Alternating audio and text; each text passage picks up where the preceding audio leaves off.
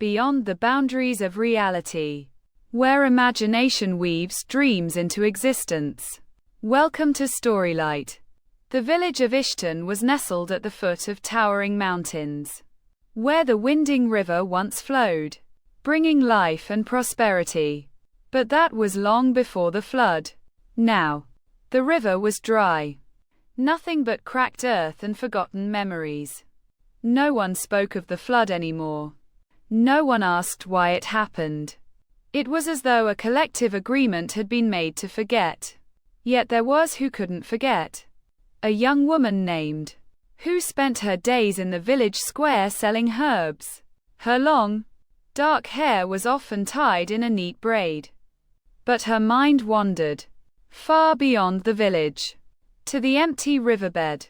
Ilara, her mother would call, snapping her out of her thoughts. Stop staring into nothing and finish your chores. But Ilara had been staring at the river for as long as she could remember. It was many years ago. Her father, a fisherman and scholar, had gone to the river, searching for something that would restore its flow. But he never returned. They found his boat by the edge of the river, but there was no sign of him. The villagers whispered about strange occurrences, about seen by the riverbank. Ilara never believed the stories. She believed her father was still out there, somewhere, lost between realms, waiting to be found. One night, while tending to the herbs in her small cabin, Ilara found something tucked inside an old book of her father's. It was drawn in ink that had faded with time. The edges were jagged, and the paper had yellowed. But Ilara could still make out the river's path, and something new. A mark in the shape of a crescent moon at the center of the river, where it had once forked. Ilara's heart skipped a beat. She knew that mark. It was the same shape she had seen in her father's dream. The one he described to her as a child. The dream of Ilara's mother entered the room and noticed the map. "What are you doing with that?" her mother asked, her voice tense. Ilara looked up. "I'm going to find him." Her mother sighed. "Your father was lost to us, Ilara. There's nothing to find. The river has no magic left." But Ilara wasn't so sure. She felt it deep in her bones that there was more to the story than what the villagers knew. "I'm leaving tomorrow," she said firmly. Her mother said nothing, only turning away to hide the tears that Ilara knew would come. Ilara packed her things, food, water, and the map, and set off at dawn. She followed the path her father had once taken, leaving the village behind and venturing into the wilderness that bordered the river. Days passed. The land was desolate, the air heavy with silence. There were no sounds of birds, no hum of life. Everything felt suspended in time. On the fourth day, as Ilara walked along the dry riverbed, she found something that made her stop. A small stone, shaped like lay half buried in the dirt. The same shape from the map. She knelt to examine it, brushing away the dirt.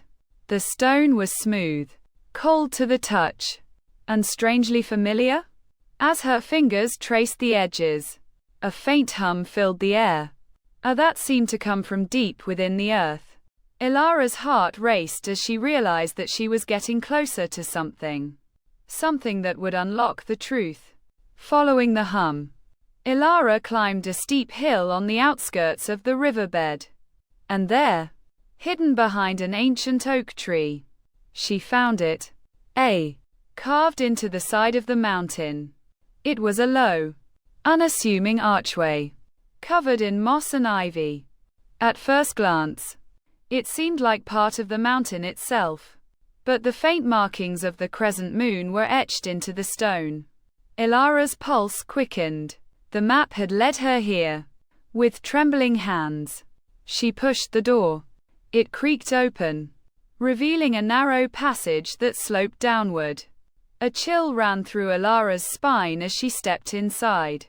the door closing behind her with a quiet thud. The passage was lit with faint, glowing stones embedded in the walls. The deeper she went, the more the hum of magic grew louder. It was as though the very air was alive, pulsing with energy. At the end of the tunnel, she found herself in a massive cavern. The walls were lined with more glowing stones, casting an eerie, otherworldly light. And in the center of the cavern, a pool of water lay still, its surface shimmering with a strange, silvery light. This was it, the river's source. But something was wrong. The air was thick with the scent of. And as Elara stepped closer to the pool, she saw something that made her heart stop. A figure was lying at the edge of the water. Her father.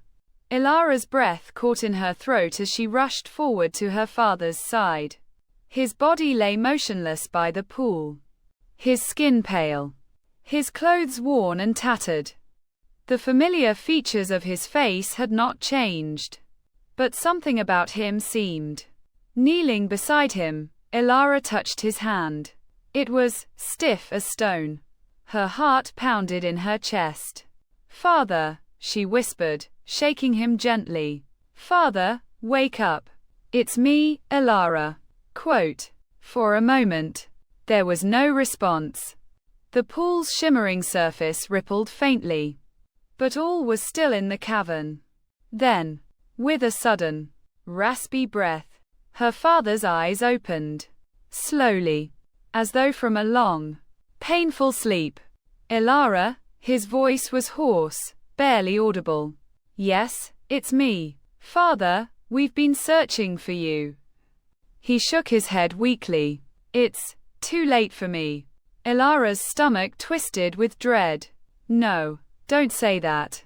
We can leave together." Her father's gaze shifted to the pool beside them, his expression sorrowful. "There is no escaping Evernight once you've crossed the threshold." "The threshold," Elara frowned. "What are you talking about?" Quote.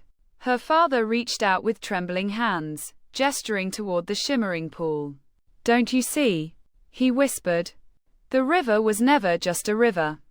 It was a barrier between the realms when the flood came. It wasn't the river that dried up. It was the that kept Evernight from consuming this world." Elara's mind raced. "What do you mean? What is that?" Quote.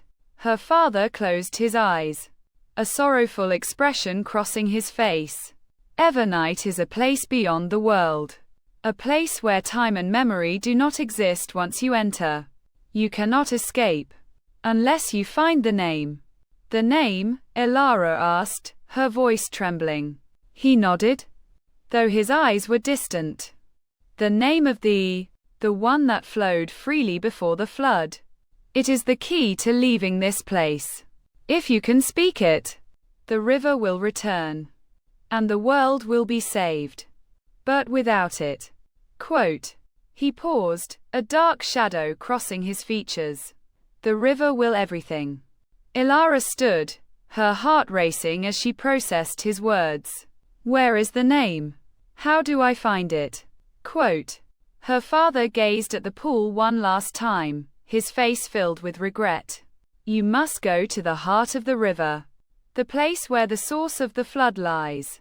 There, the name is written in the waters. But you must be prepared, for Evernight does not give up its secrets easily." The cavern felt colder now, as though a great weight had descended upon it.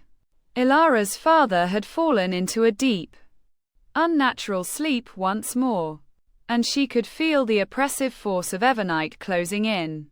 She stepped away from her father, gathering her courage. If there was any chance of saving him. And the village? She had to find the name. The journey ahead was fraught with dangers she hadn't even imagined. But she didn't hesitate. That had brought her to this place. Now, it was time to face its heart. As she made her way toward the far end of the cavern, the pool before her, its surface glowing brighter with every step she took. The walls of the cavern seemed to hum, as though alive. And Ilara could hear faint whispers from the depths of the water. Ilara. The voice was soft, familiar. It sounded like her father, but distant. She glanced around, but there was no one. The air grew colder. Quote, quote. The voice grew louder. Her breath quickened. The whispers began to blend into unintelligible murmurs. Come back. Quote, quote. A cold draft swept through the cavern. And the shimmering surface of the pool. A shadowy figure emerged from the depths. Its form distorted by the water. Eyes glowing a dull silver. Ilara froze. She recognized the figure. It was. You cannot leave. Ilara. This is your place now. The voice was both familiar and foreign. A twisted echo of her father's tone. Ilara stepped back. But the figure advanced. She could feel the air growing heavier. Thick with a presence that was neither human nor alive. Her heart raced. Her hands trembling. No, she whispered, shaking her head. I will not stay here. I'm going to save you. I will find the name. But the figure only laughed, a hollow sound that reverberated through the cavern. Quote, quote. Ilara stood her ground. The figure of her father, distorted, lost, was not going to stop her. She had come too far. The cavern grew darker. The pool's glow dimming as the figure advanced. She had to move quickly. There was no time to hesitate. Drawing a deep breath, Ilara approached the pool once more. The figure recoiled. Do not speak the name. It will bind you here forever. But Ilara was no longer afraid. She had come to this place to rescue her father. And she would not turn back. She knelt beside the pool, her heart pounding, and closed her eyes. The water seemed to hum with anticipation, as though waiting for her to speak. Ilara, the figure whispered, its voice chilling her bones. You are mine now. Ilara's eyes snapped open. The figure had vanished. In that moment, she realized that Evernite was not a place of physical form but the ones they could not let go. She whispered the words. The name, soft and ancient, slipped from Ilara's lips, like the first whisper of dawn after a long, dark night. For a moment, nothing happened. The cavern remained still, silent as a tomb.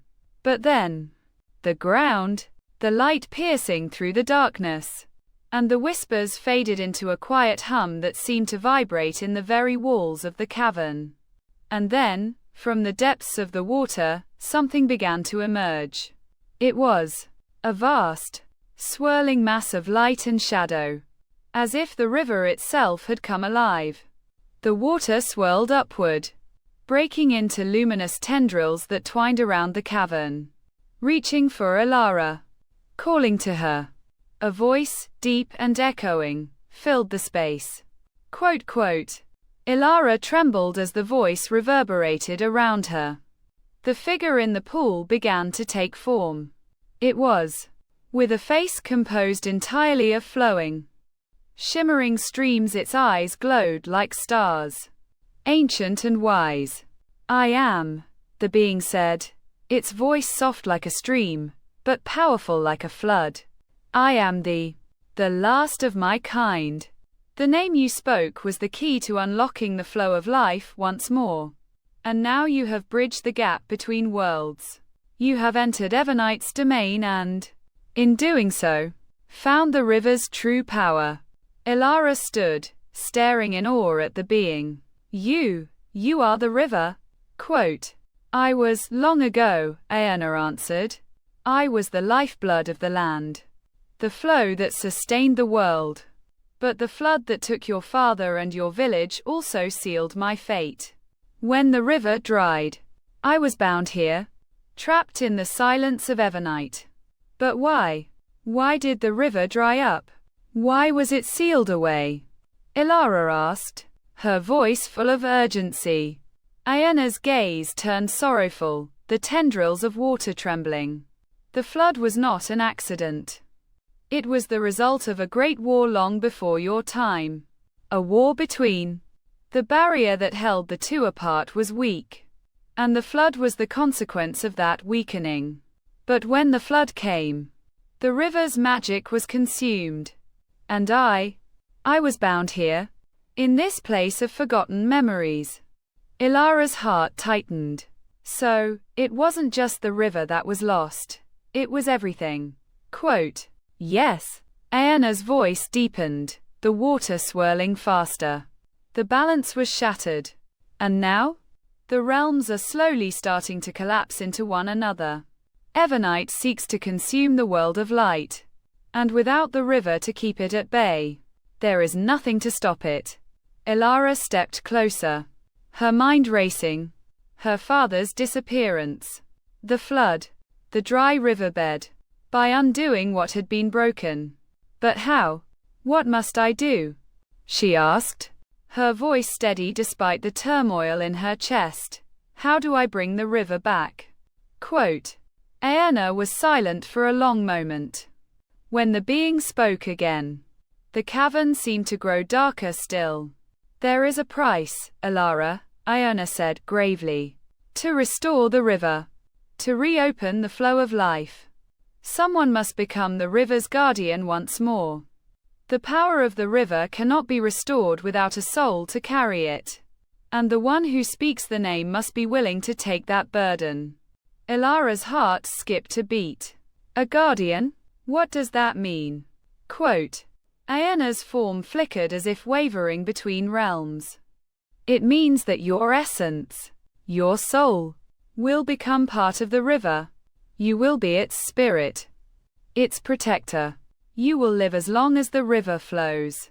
And when the river dies, so will you. Ilara took a deep breath. This was it. The choice that would define everything. She could leave, return to the village, and live a normal life. Or she could become the river, and with it, protect the world from Evernite's encroachment. The weight of the decision was overwhelming, but Ilara had no doubt in her heart. Her father had vanished because of this. The village depended on her. The world itself was teetering on the edge of destruction.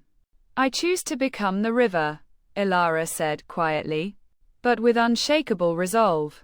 I will carry the burden. I will save the world. Aena nodded. The choice is made. Now, prepare yourself. The river spirit extended a tendril of water toward Ilara, wrapping around her arm like a comforting embrace. The water was cold, but it didn't burn. It felt like a deep, ancient force moving through her veins. Ilara closed her eyes. The light in the cavern grew blinding, and the hum of magic crescendoed into a deafening roar. She felt her body shift, the very essence of her being unraveling and merging with the river's power. Her hair began to flow as though underwater, her fingers turning into delicate tendrils of liquid. The sensation was overwhelming.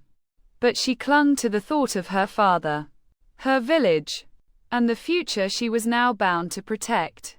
Remember, Ilara, Aena's voice echoed around her. The river's flow is never still. It always moves forward, never backward. The past is lost, but the future is yours to shape. The transformation was complete. Ilara's body no longer existed in physical form. She was now one with the river, her consciousness woven into its very current. Her father's memory, the flood, the magic of the river. She was the river. The cavern trembled as the river began to flow once more. The dry riverbed outside the cavern, the village of Ishton, and the lands beyond, all began to feel the stirrings of life again. The river's magic had returned, the flow of water replenished, and with it, the world began to heal. Ilara, now part of the river, feeling the balance shift back to its rightful place. The realm of Evernite receded, as if the very earth had turned its face to the light once more.